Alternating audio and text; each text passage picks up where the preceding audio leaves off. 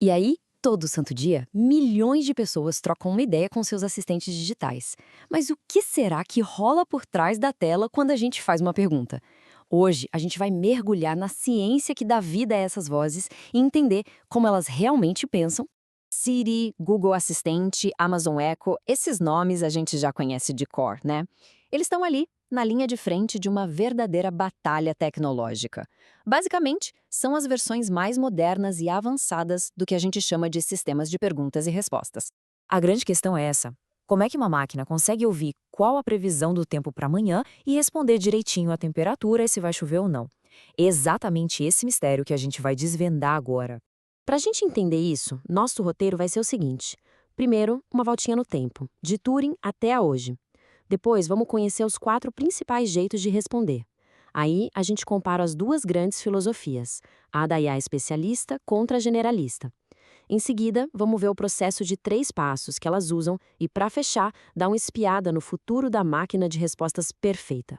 E olha, pode até parecer coisa de ficção científica super moderna, mas a ideia de uma máquina que responde perguntas, ela tem uma história bem longa, viu? Vem lá do comecinho da computação. Lá em 1965, um pesquisador chamado Simmons basicamente botou ordem na casa e deu nome para essa área: Question Answering, ou simplesmente QA.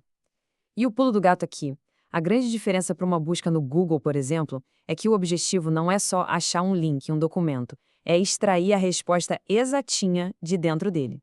Essa jornada começa lá em 1950, com a ideia teórica do Alan Turing. Em 65, ela ganha um nome oficial e vira uma área de estudo. E aí, BUM! Na década de 2010, a coisa toda explode no nosso dia a dia com a chegada dos smartphones e das caixinhas de som inteligentes que a gente conhece hoje. Ok, mas beleza. Nem todo sistema que responde perguntas funciona do mesmo jeito, tá? Existem pelo menos 4 categorias principais e cada uma tem uma tática diferente para achar a resposta certa.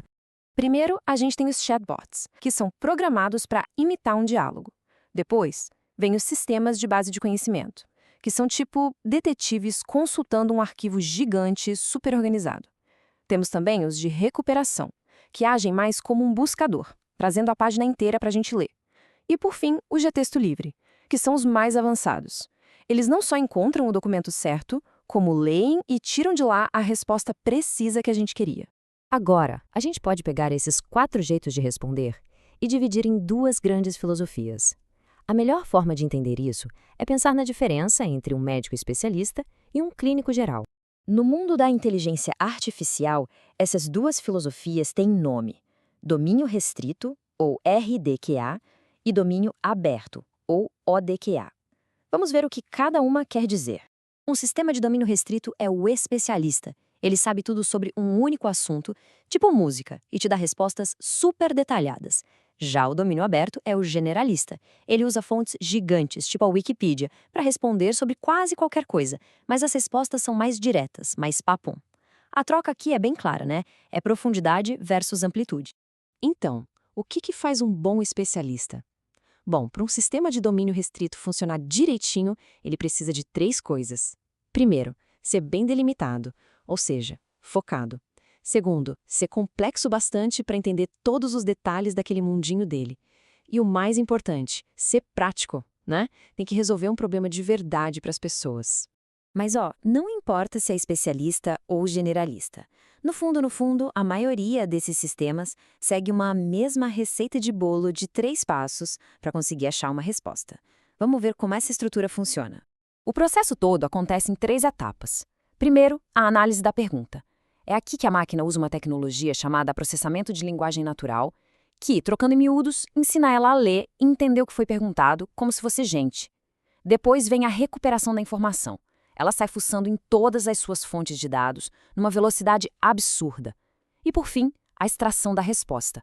Ela seleciona a melhor informação que achou e transforma numa frase clara, que faz sentido. E esse fluxograma aqui mostra exatamente esse fluxo acontecendo. Dá uma olhada.